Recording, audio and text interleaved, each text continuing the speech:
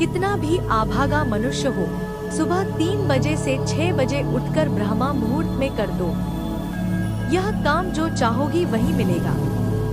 एक समय की बात है, माता पार्वती ने भगवान शिव से पूछा, स्वामी मैंने देखा है कि चाहे कितना ही आभागा मनुष्य हो, अगर वह सुबह के समय ब्रह्मा मुहूर्त में उठता है तो वह बहुत सुखी रहता है। ऐसा क्यों है? मुझे ब्रह्मा मुहूर्त का रहस्य बताइए। तब भगवान शिव ने कहा, है देवी, मैं आपको इस प्रश्न का उत्तर एक कथा के माध्यम से बताऊंगा। कृपया आप इस कथा को ध्यानपूर्वक सुनना और जो भी मनुष्य इस कथा को पूरा सुनेगा तो वह कभी भी इस अवसर को अपने हाथ से जाने नहीं देगा। ब्रह्मा मुहूर्त का रहस्य जानकर पूरा जीवन बदल जाएगा। भगवान शिव कथा को सुनाना प्रारंभ करते हैं और माता पार्वती से कहते हैं, एक समय की बात है, काशी में दीपू नाम का एक लड़का रहता था। वह लड़का बहुत ही अच्छा था, लेकिन उसकी एक बुरी आदत थी। वह देर तक सोता रहता था। सुबह उसे जगाने के लिए घर वाले कई प्रयास करते थे, परंतु वह रोजाना सुबह देर तक सोता था। वह लड़का कभी भी 9 बजे से पहले नहीं उठता था। जब वह बालक था तब परिवार वालों ने सोचा कि जब यह बड़ा हो जाएगा तो इसकी आदत में सुधार हो जाएगा। परंतु वह लड़का जैसे जैसे बड़ा होता गया, उसकी यह आदत और भी ज्यादा गहरी होती चली गई। दुनिया इधर से उधर हो सकती थी, लेकिन वह लड़का कभी भी जल्दी नहीं उठ पाता था। उसके पिता उसकी इस आदत से बहुत ज्यादा परेशान रहने लगे थे। उस लड़के को ढेरों नकारात्मक शक्तियां ने घेर लिया था। वह सभी को पलटकर जवाब देता था और दिन भर उदास रहता था। इसका असर उसके स्वास्थ्य पर भी पड़ रहा था। जब उस लड़के को ये पता लगा कि उसके सारे मित्र सफलता को प्राप्त कर चुके हैं, तब वह और भी ज्यादा चिंतित हो गया और ईश्वर को कोसने लगा। वह बार बार यही कहता था कि मेरी किस्मत ही खराब है, परंतु उसके पिता अच्छी तरह से जानते थे कि उस लड़के के असफल होने के पीछे क्या कारण है। भगवान शिव ने कहा, है देवी, फिर एक दिन की बात है, उसके पिता को किसी सन्यासी के बारे में पता चला तो तुरंत वह अपने बेटे की समस्या को लेकर उस सन्यासी के पास जा पहुँचे और सन्यासी को बड़े ही विस्तार से अपने बेटे की आदतों के बारे में बताया। फिर सन्यासी ने कहा कि कल आप अपने बेटे को इस आश्रम में आने को कहना। फिर उस लड़के का पिता अपने घर की ओर चला गया।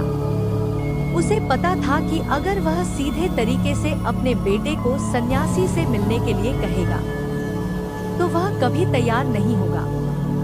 उसने अपने बेटे को अपने पास बुलाया और कहा कि सारे मित्र जीवन में सफलता प्राप्त कर चुके हैं, क्या तुम सफल नहीं होना चाहते हो? लड़के ने उत्तर दिया कि जरूर। दृढ़ निश्चय के साथ उस लड़के ने कहा कि मुझे आपकी सारी आज्ञा स्वीकार है। मैं अगले 21 दिनों के लिए आपका दास हूँ। आप जो भी कहेंगे मैं वही कार्य करूँगा। मुझे केवल और केवल उस मंत्र के बारे में जानना है। भगवान शिव ने कहा, है देवी। फिर सन्यासी ने उस लड़के से कहा कि ठीक है, कल से तुम्हारा कार्य शुरू होगा। तुम इसी आश्रम में निवास करोगी। वह लड़का आश्रम में निवास करने के लिए तैयार हो गया। पिताजी, परंतु जब भी मैं अपने मित्रों से उनकी सफलता का रहस्य पूछता हूँ तो वे मुझे कुछ नहीं बताते हैं। भगवान शिव ने कहा, है देवी। फिर उसके पिता ने कहा कि मुझे यह रहस्य पता चल गया है कि वह सभी क्यों सफल होते जा रहे हैं। उस लड़के ने बड़ी उत्सुकता से पूछा, क्या पता चल गया है पिताजी? कृपा करके आप मुझे बताइए। उसके पिता ने कहा कि कल सुबह तुम्हें एक सन्यासी के आश्रम में जाकर उनसे मिलना है। यदि तुम वहां पर समय से पहुंच गए तो वह सन्यासी तुम्हें ऐसा मंत्र बताएंगे जिससे तुम सफल हो जाओगे। परंतु एक समस्या है। लड़के ने पूछा, क्या समस्या है? पिता ने कहा कि जब तक तुम सोकर उठोगे तब तक सन्यासी से मिलने का समय समाप्त हो जाता है। भगवान शिव ने कहा, है देवी। फिर उस लड़के ने कहा कि पिताजी मैं कल पूरी रात जागता रहूंगा और सुबह सन्यासी से मिलकर आऊंगा।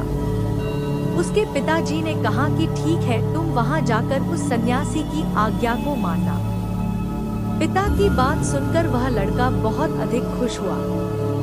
जीवन में पहली बार रात्रि में वह जागता रहा, परंतु थोड़ी ही समय में उसे नींद आ गई और वह सो गया। फिर अगली सुबह जब वह उठा तो उसे पता चला कि सन्यासी से मिलने का समय समाप्त हो चुका था। उसके पिता ने लड़के की तरफ देखा और कहा कि तुम जीवन में कभी सफल नहीं हो पाओगे, जाओ और जाकर सो जाओ। पिता की ये बात सुनकर उस लड़के को बहुत दुख हुआ। उसने मन ही मन स्वयं को चुनौती दी कि कल सुबह वह सन्यासी से मिलने अवश्य जाएगा। उसने अपने पैर में एक छोटा सा घाव बना लिया, जिससे दर्द के कारण उसे रात भर नींद नहीं आई। भगवान शिव ने कहा, हे देवी, ये पहला अवसर था जब उसने अपने जीवन में पहली बार सूर्योदय देखा था। वह तुरंत ही तैयार होकर सन्यासी से मिलने के लिए चला गया। आज उसका अनुभव कुछ अलग ही था। वह बेहद शांत महसूस कर रहा था। चलते चलते वह लड़का जैसे ही सन्यासी के आश्रम में पहुंचा तो वहां पर उसने देखा कि सन्यासी और उसके सभी शिष्य ध्यान लगाकर बैठी हुई थी। भगवान शिव ने कहा, है देवी। फिर जब ध्यान का समय समाप्त हुआ तब लड़का उस सन्यासी के पास पहुंचा और उन्हें प्रणाम करते हुए बोला कि आपके पास कोई ऐसा मंत्र है जिससे मैं सफल हो सकता हूँ? कृपया करके मुझे वह मंत्र बताइए। मैं भी अपने मित्रों के समान सफल होना चाहता हूँ और अच्छा जीवन जीना चाहता हूँ। भगवान शिव ने कहा, है देवी। फिर सन्यासी मुस्कुराया और बोले, अच्छा तो तुम वही बालक हो। तुम्हारे पिताजी मुझसे मिलने आए थे और उन्होंने तुम्हारे विषय में मुझे सब कुछ बता दिया था। मैं तुम्हें वह मंत्र अवश्य बता देता। परंतु अब लड़के ने जैसे ही परंतु शब्द सुना तो लड़का घबरा गया। उसने पूछा, परंतु तो क्या गुरुदेव? तब सन्यासी बोला, मैं तुम्हें वह मंत्र बताऊंगा, परंतु अगले 21 दिनों तक तुम्हें मेरी आज्ञा माननी होगी। मैं तुम्हें वह मंत्र 21 दिनों के बाद बताऊंगा। तब तक मैं तुमसे जो भी कार्य कहूंगा तुम्हें वह करना होगा। यदि तुम असफल हुए या कार्य के बीच से तुम्हारा संकल्प टूट गया तो उस मंत्र का असर नहीं होगा। दृढ़ निश्चय के साथ उस लड़के ने कहा कि मुझे आपकी सारी आज्ञा स्वीकार है। मैं अगले 21 दिनों के लिए आपका दास हूँ। आप जो भी कहेंगे मैं वही कार्य करूँगा। मुझे केवल और केवल उस मंत्र के बारे में जानना है। भगवान शिव ने कहा, है देवी। फिर सन्यासी ने उस लड़के से कहा कि ठीक है, कल से तुम्हारा कार्य शुरू होगा। तुम इसी आश्रम में निवास करोगे। वह लड़का आश्रम में निवास करने के लिए तैयार हो गया। सन्यासी ने कहा कि यहाँ रहते हुए तुम्हें ब्रह्मा मुहूर्त में उठना होगा और दूसरे शिष्यों की तरह ध्यान और तप करना होगा। साथ ही आश्रम के कार्यों में भी सहायता करनी होगी। ध्यान रहे, यह संकल्प टूटना नहीं चाहिए। भगवान शिव ने कहा, है देवी। अब लड़का सन्यासी की बात से सहमत हो गया। अगले दिन से उसके कार्य के दिन की शुरुआत हुई। इस बार उसने दृढ़ निश्चय किया, परंतु एक सप्ताह बीतने के पश्चात ही उसका संकल्प टूट गया और वह 8वें दिन देर तक सोता रहा। जब वह नींद से जगा तो उसने कहा कि मुझसे कितनी बड़ी भूल हो गई है। वह रोते हुए सन्यासी के पास पहुंचा और कहने लगा कि हे गुरुदेव, मेरा संकल्प टूट गया। अब मैं जीवन में कभी सफल नहीं हो पाऊंगा। ने उसे समझाते हुए कहा कि एक बार फिर से शुरुआत करो, फिर से संकल्प करो। फिर लड़के ने सन्यासी से पूछा कि सुबह उठना इतना आवश्यक क्यों होता है और यहाँ पर सभी लोग इतनी जल्दी क्यों उठ जाते हैं। भगवान शिव ने कहा, है देवी। तब सन्यासी ने लड़के को समझाती हुई कहा कि सुबह यानी ब्रह्मा मुहूर्त में उठने के पीछे बहुत बड़ा विज्ञान छिपा हुआ है। लड़के ने कहा कि कृपया मुझे वह विज्ञान बताने की कृपा करें। सन्यासी ने कहा कि रात्रि को 4 पैर में बांटा गया है। पहला रुद्रकाल जिसका समय शाम 6 बजे से लेकर 9 बजे तक होता है। दूसरा राक्षस काल जिसका समय रात्रि 9 बजे से 12 बजे तक होता है। तीसरा गंधर्व काल जिसका समय रात्रि 12 बजे से 3 बजे तक होता है और सबसे अंत में जो पहर आता है उसे मनोहर काल कहते हैं। इस समय को ब्रह्मा मुहूर्त या अमृत बेला के नाम से भी जाना जाता है। इसका समय भोर 3 बजे से सुबह 6 बजे तक होता है।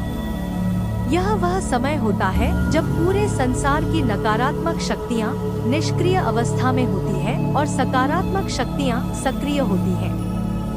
ब्रह्मा मुहूर्त अर्थात देव मुहूर्त। ब्रह्मा मुहूर्त का अर्थ देवताओं का समय होता है। भगवान शिव ने कहा है, देवी वह सन्यासी आगे कहता है। इस समय देवता धरती पर विचरण कर रहे होते हैं और जागृत मनुष्य पर उनका बड़ा ही सकारात्मक प्रभाव पड़ता है। ब्रह्मा मुहूर्त ऐसा समय होता है जिसमें मनुष्य का मस्तिष्क बिल्कुल खाली होता है, जिसमें किसी प्रकार के कोई विचार नहीं होते हैं। फिर से शुरू करता हूँ, परंतु ब्रह्मा मुहूर्त में उठकर मुझे क्या क्या करना चाहिए? तब सन्यासी ने कहा कि ठीक है, मैं तुम्हें बताता हूँ कि ब्रह्मा मुहूर्त में क्या करना चाहिए और कैसे करना चाहिए। सबसे पहले उठकर धरती माता पर पांव रखने से पहले धरती माता को प्रणाम करना चाहिए और अपनी दोनों हथेलियों को देखना चाहिए और ईश्वर को धन्यवाद देना चाहिए कि उन्होंने तुम्हें आज का सूर्योदय देखने का अवसर दिया है। इसके बाद नित्य कर्म और स्नान करने से शरीर की ही नहीं बल्कि मन की शुद्धता भी बढ़ती है। स्नान करने के पश्चात ध्यान की प्रक्रिया होती है। ब्रह्मा मुहूर्त में ध्यान की अवधि 21 दिन तक होती है। इस विधि का उपयोग तब किया जाता है जब आप अपनी कोई मनोकामना की पूर्ति चाहते हैं। यह ऐसा समय होता है जब व्यक्ति अपनी आज्ञा चक्र को सक्रिय करने पर काम करता है। भगवान शिव ने कहा है, देवी। आगे वह सन्यासी कहता है, आज्ञा चक्र दोनों बाहों के बीच होता है। ये संकल्प का स्थान भी कहा जाता है। अगर इस चक्कर पर ध्यान केंद्रित किया जाए और अपनी मनोकामना को बार बार दोहराया जाए तो मात्र 21 दिनों के भीतर वह मनोकामना पूरी हो जाती है। अगर आपके मन में कोई अधूरी मनोकामना है और आप उसे पूरी करना चाहते हैं, तब सबसे पहले उस मनोकामना का स्पष्टीकरण कर लें। आपको क्या चाहिए, यह निर्णय अवश्य कर लें। इसके बाद ध्यान की विधि को शुरू करें। ब्रह्मा मुहूर्त में स्नान के बाद एक ऐसा स्थान चुनें जहां पर वायु का प्रवेश हो। ध्यान में शुद्ध प्राण वायु का होना आवश्यक होता है। ध्यान की मुद्रा में रीढ़ की हड्डी सीधी होनी चाहिए, साथ ही गर्दन भी सीधी होनी चाहिए। सुखासन की अवस्था में दोनों हाथों को घुटनों पर रखकर आंखें बंद करके बैठ जाएं। हाथों की मुट्ठी को बंद कर ले और 2-3 मिनट तक बिल्कुल शांत हो जाए। जब आपका शरीर स्थिर हो जाए और श्वास भी शांत हो जाए, तब उसके बाद अपना सारा ध्यान आज्ञा चक्र पर लगाएं। इस दौरान लंबी गहरी सांस लें और सांस को रोक कर रखें। इस समय आप अपनी इच्छा को मन ही मन दोहराएं और अपने मन से इष्ट देव और देवी देवताओं और गुरुजनों का चिंतन करें। भगवान शिव ने कहा है, देवी। उस सन्यासी ने कहा, जब सांस को रोकना कठिन हो जाए तब धीरे धीरे सांस को बाहर की ओर छोड़े। सांस को नाक से भरे और मुख से बाहर छोड़े। इस प्रक्रिया को 3 से 4 बार प्रतिदिन दोहराएं। ऐसा प्रतिदिन करने से आपकी जो मनोकामना है वह अवचेतन मन तक अवश्य पहुंच जाएगी और इच्छा पूर्ति जल्दी होगी। आज्ञा चक्र सक्रिय होता है और हमारी आज्ञा को पूरा करता है। सांस को रोक कर रखने के दौरान शरीर में आपातकाल की स्थिति हो जाती है, जिससे कि आप बेकार की बातें सोचने और विचार करने से बचते हैं।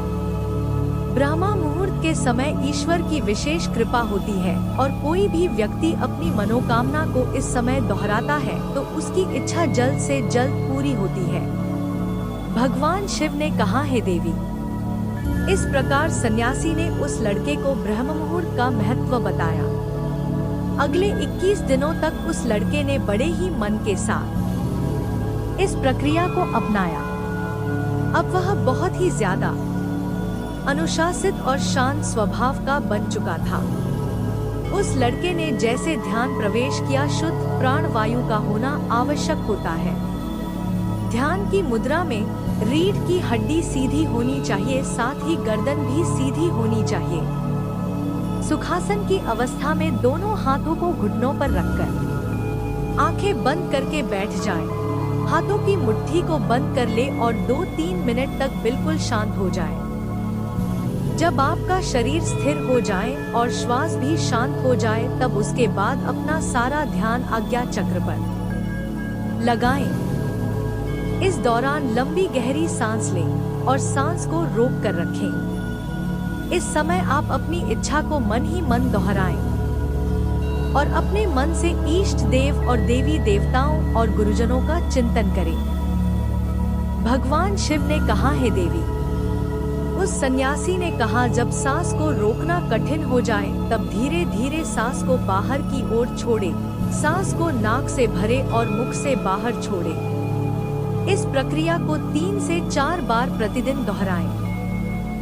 ऐसा प्रतिदिन करने से आपकी जो मनोकामना है वह अवचेतन मन तक अवश्य पहुंच जाएगी और इच्छा पूर्ति जल्दी होगी। आज्ञा चक्र सक्रिय होता है और हमारी आज्ञा को पूरा करता है। सांस को रोक कर रखने के दौरान शरीर में आपातकाल की स्थिति हो जाती है, जिससे कि आप बेकार की बातें सोचने और विचार करने से बचते हैं। ब्रह्मा मुहूर्त के समय ईश्वर की विशेष कृपा होती है और कोई भी व्यक्ति अपनी मनोकामना को इस समय दोहराता है तो उसकी इच्छा जल्द से जल्द पूरी होती है। भगवान शिव ने कहा, हे देवी। इस प्रकार सन्यासी ने उस लड़के को ब्रह्म मुहूर्त का महत्व बताया। अगले 21 दिनों तक उस लड़के ने बड़े ही मन के साथ इस प्रक्रिया को अपनाया। उस लड़के ने जैसे ही अपना संकल्प पूरा कर लिया, उसके बाद वह लड़का बड़े ही प्रसन्न भाव से सन्यासी के पास पहुंचा और कहने लगा, हे गुरुदेव, मैंने 21 दिनों का संकल्प पूरा कर लिया। अब कृपया मुझे सफल होने का मंत्र बताइए। तब उस सन्यासी ने मुस्कुराते हुए कहा कि पिछले 21 दिनों से जो अभ्यास तुम करते हुए आ रहे हो वही तुम्हारा सफलता का मंत्र है। जो व्यक्ति ब्रह्मा मुहूर्त में उठकर ध्यान प्रक्रिया को सही से करते हैं वह जीवन में कभी असफल नहीं हो सकते। तुम्हें ब्रह्मा मुहूर्त का रहस्य पता चल चुका है। अब तुम इसे जीवन पर्यंत प्रयोग करो। तुम्हें जीवन के लक्ष्य और सफलता दोनों प्राप्त होंगे।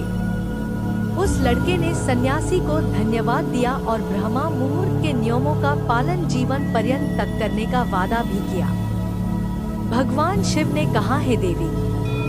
अब तो आपको पता चल गया होगा कि ब्रह्मा मुहूर्त क्या होता है। तब माता पार्वती ने कहा, हे स्वामी, अब मुझे ब्रह्मा मुहूर्त का संपूर्ण ज्ञान हो गया है। इतना कहकर माता पार्वती खुशी से फूला नहीं समाई। वीडियो में अंत तक बने रहने के लिए शुक्रिया।